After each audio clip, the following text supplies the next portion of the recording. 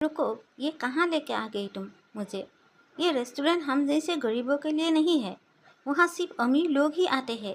बाबा, एक बार मेरे कपड़े को तो देख, रोड पे कटोरा पकड़ कर भीख मांगने वाली भिखारन लग रही हूँ मैं। क्या बोल रही हो? अबे सुनो मेरी बात, एक बार उस रेस्टोरेंट में खाना खा रहे अमीरों को देखो, उनमें और हम में ज़मीन आसमान का फ़र्क है। यहाँ तुम बहुत सुंदर लग रही हो, अभिनव ने बोला। ट्रस्ट मी, चलो अब ये जो रेस्टोरेंट है ना, इस शहर का सबसे महंगा रेस्टोरेंट है। हमारी औकात ना उस रेस्टोरेंट में पानी पीने को भी नहीं है। अनन्या, तुम चिंता मत करो, मैंने आज के दिन के लिए कब से सेविंग्स करके रखी हुई है। इट्स योर बर्थडे यार, कम ऑन। चलो अच्छा जी, तुमने कैसे सोच लिया? अभिनव ने बोला। ये जो तुमने दिन रात और रात जलीबार करके पैसे जुड़े हैं, मैं तुम्हें एक झटके में उड़ाने दूंगी, अनन्या ने बोली।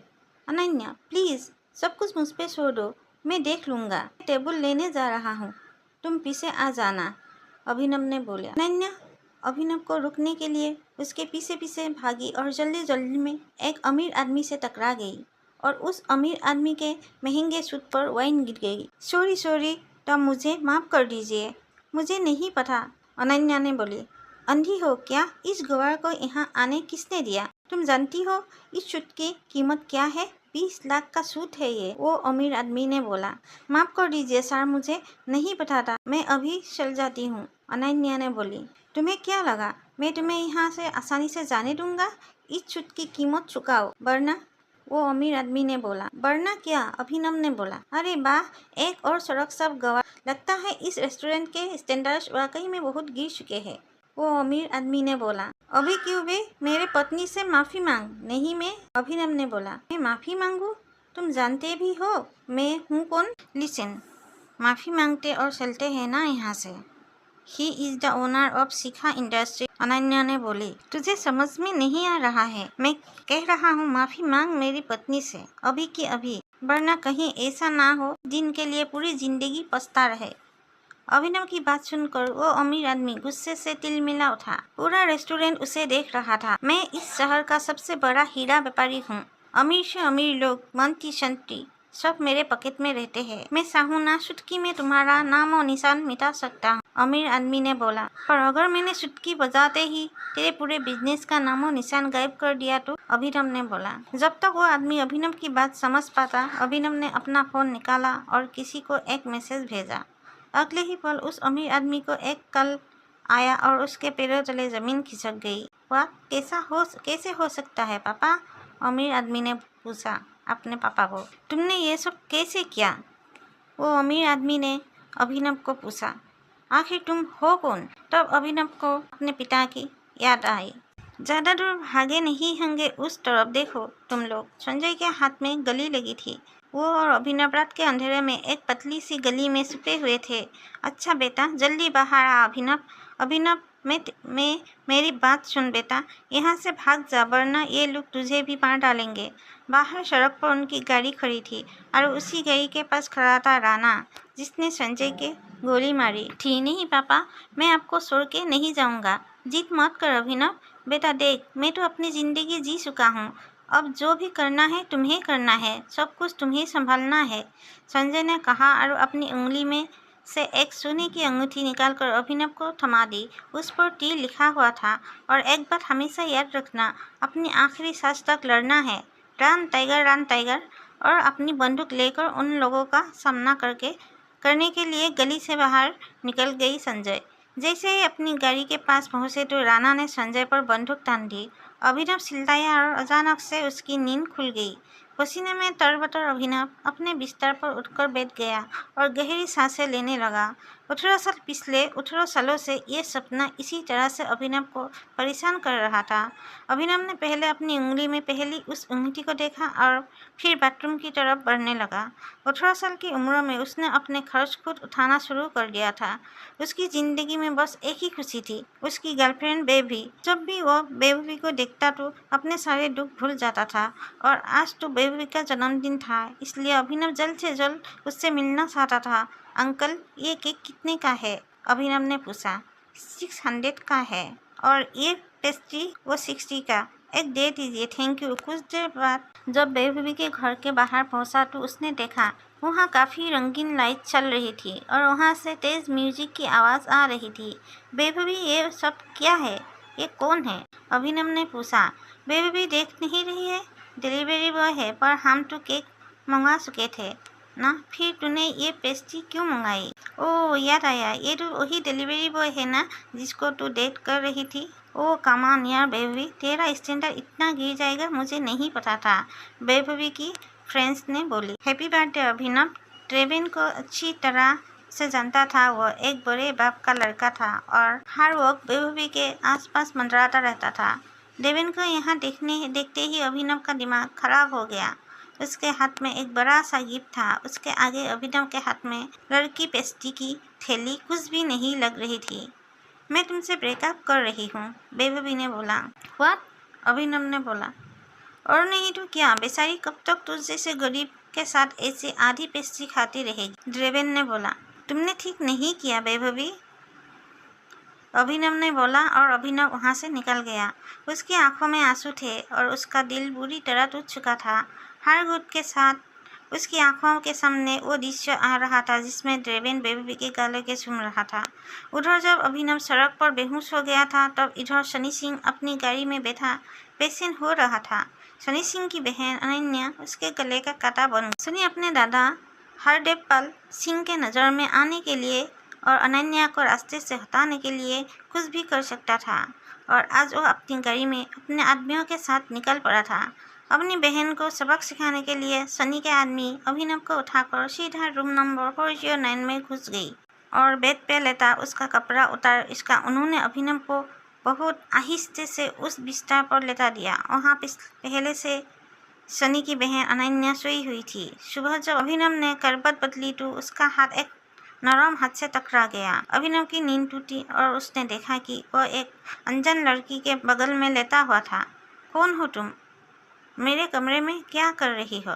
तुमने मेरे साथ क्या किया? अनन्या ने पूछा। सी सेम ऑन यू बहना, मुझे तो तुम्हारे एक बार हमेशा से डाउट था। कितनी बार मैंने दादाजी को समझाया बोला, पर हर बार मेरी अनन्या ऐसा नहीं कर सकती। लो, कर दिया तुम्हारी अनन्या ने ऐसा। अब पता है दादाजी को उनकी पोती की ये चल रही है। इनका से लाइव टेलीकास्ट दिखाने के लिए मैंने उन्हें यहाँ बुला लिया। भाई मुझे नहीं पता, भरोसा करिए। क्या हुआ, कैसे हुआ, मैं जानती तक नहीं इस लड़के को, अनन्या ने बोली। मैं भी नहीं जानती, अभिनव ने बोली। और हम दोनों के बीच नहीं। इससे पहले कि अभिनव सफाई देता, अनन्या और सनी का दादा हरदेवपाल सिंह कमरे में पहुंच चुके थे। उनके पहनावे से समझ आ रहा था कि वो बहुत अमीर आदमी थी। अनन्या के इस हाल में देख उनकी आंखें गुस्से में लाल हो गई थी। मुझे तुमसे ये उम्मीद नहीं थी दादाजी। आप जैसा सोच रही हो ऐसा बिल्कुल नहीं है अनन्या। तुम्हें अच्छे से नियम पता थे, फिर भी तुमने सारे नियम तोड़ दिए। नहीं दादाजी। और तू? जब अभिनव की नज़र हरदेव से मिली तो उसे लगा कि वो अपने आंखों के सामने मौत देख रहा है। तूने मेरी पोती के साथ, आज से हमारे परिवार के कानून के हिसाब से तू सिंह परिवार का दामाद है कि हम दोनों के बीच में, लेकिन कुछ हुआ ही नहीं है। अच्छा जी, कुछ नहीं हुआ है, कुछ नहीं किया है ना तुम दोनों ने, तो क्या है ये बात? इससे पहले कि अभिनव कुछ समझे, हरदेव के आदमियों ने उसे मारना शुरू कर दिया था। अभिनव हरदेव की उम्र का लिहाज कर रहा था, इसलिए उसने अपने आप को रोक लिया था। अनन्या, इसे अस्पताल भेज देना ताकि श्याम को अक्रम की पार्टी में आने के लिए ठीक ठाक से तैयार हो जाए। और याद रखना, मुझे श्याम को अक्रम की पार्टी में ये तुम्हारे साथ जरूर नजर आना चाहिए, दादाजी ने बोला। क्यों मेरी जिंदगी बर्बाद कर दी तुमने? क्यों? अभिनव के पास इस सवाल का कोई जवाब नहीं था। वहाँ जाकर अभिनव श्याम को होने वाली पार्टी के लिए तैयार होने लगा। उसे हरदेव और उसके आदमियों का डर नहीं था। वह जानता था कि अनन्या पहले से काफ़ी मुश्किल में थी और वो अपनी वजह से उसकी मुश्किलें और नहीं बढ़ाना चाहता था। अभिनव के पास ब्लेजर था, वो भी उसके पापा का। वो जगह जगह से फटा और उधड़ा हुआ था, लेकिन जब अभिनव ने उसे पहना तो उसकी खूबसूरती ने ब्लेजर की सारी कमियां ढक दी। अभिनव का अंदाज़ा सही था। अनन्या का घर काफ़ी बड़ा था। वो एक अमीर परिवार की लड़की थी। इतना अभिनव महीने का कमाता था, उठने की अनन्या ने सैंडल्स पहनी हुई थी। अनन्या की आंखों में दिख रहा था कि वो अभिनव से कितना नफरत करती थी। अभिनव भी पार्टी में इतने बड़े लोगों के बीच जाने से घबरा रहा था। उसी घबराहट में उसने कब अपने पापा की अंगूठी को उंगली में गोल गोल घुमाना शुरू कर दिया, उसे पता ही नहीं चला। इस अंगूठी को उतार दो प्लीज, बहुत गंदी लग रही है, अनन्या ने बोली। सॉरी, पर यह अंगूठी मेरा सब कुछ है, अभिनव ने बोला। अक्रम का घर किले जैसा था, जिसके चारों तरफ ब्राउसर्स बंदूकें लिए खड़े थे। जैसे ही अनन्या और अभिनव अंदर आए तो इतने में उसकी नज़र ड्रेवेन से टकरा गई। तो यहाँ जाकर साले से हस्बैंड, ना पागल हो गई हो तुम? इस सड़क साप में ऐसा क्या देख लिया कि इससे शादी कर लिया? ड्रेवेन ने अनन्या को बोला। जबान को बात कर, नहीं तो क्या कर लेगा तुम? बोला ना, क्या कर लेगा? ड्रेवेन भी तेज में आ गया। अभिनव उसके ऊपर हाथ उठाने ही वाला था, इतने में उन दोनों का झगड़ा देख पार्टी का ऑर्गेनाइजर अक्रम वहां पहुंच चुका था। क्या हो रहा है यहाँ? अक्रम सर, देखो इस आदमी को, ये क्रिमिनल है, जबरदस्ती आपकी पार्टी में घुसाया है। इधर आओ। कौन हो तुम और यहाँ कैसे आए? अक्रम ने अभिनव को पूछा। एक्चुअली ये मेरी पति है। अक्रम को अनन्या की बात पर विश्वास नहीं हुआ। तुम इस पार्टी में इनवाइटेड नहीं हो। इससे पहले कि मैं पुलिस को बुलाऊं, चले जाओ यहाँ से, अक्रम ने बोला। Thank you Akram sir. Ananya, तुम भी इससे दूर रहो, साला गरीब कहीं का, ड्रेवेन ने बोला। रुको, अक्रम ने बोला। भागते हुए अक्रम अभिनव के पास गया और उसकी अंगूठी को देख लगा। मुझे तुमसे कुछ जरूरी बात करनी है, अकेले में। अच्छा चलो, अक्रम ने कहा और अभिनव का हाथ पकड़कर उसे अपने साथ अंदर ले जाने लगा। अनन्या, ड्रेवेन, सनी और पार्टी में मौजूद बाकी लोग ये देख हैरान रह गए थे। कुछ देर बाद जब वो अक्रम के कमरे में पहुंच गई तो अक्रम ने दरवाजा बंद किया और अभिनव के पास आकर बोला, मैं तुम्हारी ये अंगूठी देखना चाहता हूँ। अक्रम ने बोला। क्यों? अभिनव ने पूछा। डरो मत, मैं इससे मांगने वाला नहीं हूँ, बस मुझे इसमें कुछ देखना है प्लीज, अक्रम ने बोला। टाइगर? टाइगर? अभिनव ने अक्रम के मुंह से ये सब सुना तो वो हैरान हो गया। उसे अचानक से अपने पिता के वो आखिरी शब्द याद आ गई जो उन्होंने अभिनव से विदा लेते हुए कह दिए थे, टाइगर। लेकिन अभिनव हैरान था। उसे समझ नहीं आ रहा था कि अक्रम ये सब कैसे जानता था। आखिरकार मैंने तुम्हें ढूंढ ही लिया, टाइगर ने बोला। टाइगर? हाँ, पिछले 18 सालों से मैं तुम्हें ढूंढने की कोशिश कर रहा हूँ। तुम हमारे टाइगर हो, हमारी हजारों करोड़ों के एम्पायर के बारिश, जिसे हम 3 दोस्तों ने मिलकर शुरू किया था। मैं, तुम्हारे पापा संजय अग्रवाल और राणा अग्निहोत्री। वो देखो, इतना कहते ही अक्रम ने दीवार पर टंगी एक तस्वीर की तरफ इशारा कर दिया, जिसमें संजय, अक्रम और राणा तीनों मौजूद थे। राणा को देख अभिनव को झटका लगा। उसकी आंखों के सामने वो सपना फिर से हरा हो गया जो वो हर सुबह देखकर उठता था। उस रात अभिनव के पिता को जिस आदमी ने गोली मारी थी वो राणा था। अभिनव की जिंदगी रातों रात पलट चुकी थी। उसके साथ जो हुआ उस पर उसे अभी तक यकीन नहीं हो रहा था। उसके हाथ में अपने पिता की तस्वीर थी, लेकिन उस तस्वीर में वो गुस्से से भरी निगाहों से राणा को देख रहा था। अगर उसका बस चलता तो वो अभी के अभी अपने पिता की मौत का बदला ले लेता। पूछना ही भूल गया, इतने सालों तक तुम थे कहाँ? कहाँ थे तुम? पापा के जाने के बाद मैं एक अनाथ आश्रम में चल पड़ा। कई सालों के बाद वहाँ से निकाले काम करने लगा ताकि पढ़ाई के लिए पैसे जुड़ सकूं। लेकिन इस दौरान आप लोगों ने मुझे ढूंढा क्यों नहीं? अभिनव ने पूछा। टाइगर, ऐसा नहीं है कि मैंने तुम्हें ढूंढने की कोशिश नहीं की। जैसे कि मैंने तुम्हें बताया कि तुम्हारे पापा के जाने के बाद माफिया वर्ल्ड में अफरा तफरी मच गई थी। हम उसे भी संभाल रहे थे और तुम्हें भी ढूंढने की कोशिश कर रहे थे, लेकिन वक्त के साथ साथ तुम्हारा चेहरा भी बदल रहा था, इसलिए तुम्हें ढूंढने में बहुत मुश्किल हो रही थी। फिलहाल अब तुम मिल गई हो। अब तुम्हें देखकर मोंटी और बाकी सब लोग बहुत खुश होंगे। मोंटी का नाम सुनते ही अभिनव को गुस्सा आ गया था। मोंटी एक गद्दार का बेटा था। अभिनव ना तो उसे गद्दार के बेटे से मिलना चाहता था और ना ही बात करना चाहता था। पापा ने तो मुझे कभी इस माफिया ग्रुप के बारे में कुछ बताया ही नहीं। वो चाहते तो मुझे बता भी सकते थे, अभिनव ने बोला। तब तुम बहुत छोटे थे, शायद इसलिए संजय ने तुम्हें इन सब चीजों से दूर रखा। लेकिन मेरा यकीन मानो, मैंने तुम्हें ढूंढने की बहुत कोशिश की, अक्रम ने बोला। अब तुम मिल गई हो तो मुरझाया हुआ द माफिया किंग फिर से जिंदा हो जाए। सच, अभिनव के मन में कई सारे सवाल उठ रहे थे। उसे समझ ही नहीं आ रहा था कि राणा का राज अकरम और बाकी लोगों को पता क्यों नहीं चला और क्यों एक गद्दार का बेटा अभिनव की गद्दी पर बैठा हुआ था। इससे पहले कि अभिनव अपने आप को कोई जवाब दे, अकरम उसके पास आया और उसने अभिनव को 50 करोड़ का एक चेक थमा दिया। ये लो, इसे रख लो। जब तक तुम टाइगर की पोजीशन नहीं पा लेते तब तक तुम्हें इसकी जरूरत पड़ेगी, अकरम ने बोला। अभिनव ने अकरम के हाथ से चेक लिया और उसे देखने लगा। उसकी जिंदगी पलट तो गई थी, लेकिन अभी भी ऐसे कई सवाल थे जिनके जवाब उसे नहीं मिले थे। एक बात और, तुम्हारी असली पहचान के बारे में फिलहाल किसी को कुछ पता नहीं लगना चाहिए। अभी तक जैसे जीते आए थे ऐसे ही जीते रहना, समझो। अभिनव ने हाँ में सिर हिलाया और दोनों कमरे से बाहर आ गया। इधर अनन्या चिंता भरी निगाहों से उस कमरे के दरवाजों को देख रही थी जिसमें अभिनव और अकरम। वो ये जानने के लिए बेताब थी कि उन दोनों के बीच अंदर क्या बात हो रही और अभिनव को आने में इतनी देर क्यों लग रही थी। लगता है आज अभिनव अपनी दवा चखेगा। ऐसे कितने दुख की बात है ना, शादी के बाद बेचारा ऐश करने से पहले ही मर जाएगा। ये सुन अनन्या को झटका लगा। वो जानती थी कि अकरम के लिए किसी को मारना कोई बड़ी बात नहीं थी। अकरम सर इस जैसे गद्दार को चूहे को बर्दाश्त नहीं करते हैं, साफ कर देते हैं। देखना ये भी नहीं बचेगा है, शादी करके मर गया वो, ड्रेविन ने बोला। वो बात सच हो जाएगी। ये अनन्या को ये सुनकर बुरा लगा। कोई इंसान किसी दूसरे इंसान की मौत पर खुश कैसे हो सकता था। प्लीज एटलीस्ट उसके बारे में इस तरह से बात तो मत करो, अनन्या ने बोली। कैसी बातें करे, जिसके जैसे लेक्चर होते हैं ना, उसके बारे में ऐसे ही बात होगी। देवेन सही कर रही हूँ, बिल्कुल ठीक कर रही हो। हमें उसके बारे में ऐसी बात नहीं करनी चाहिए। ऐसे भी मेरे दादाजी ने कहा था, मरे हुए लोगों के बारे में ना गलत बात नहीं करनी चाहिए। इससे पहले कि अनन्या कुछ कहती, अकरम अभिनव को लेकर बाहर आ रहा था। अभिनव के बदन पर एक छोटी सी खरोच भी नजर नहीं आ रही थी। जब देवेन और शनि ने ये देखा तो उनका मुंह हैरानी के मारे खुला का खुला रह गया।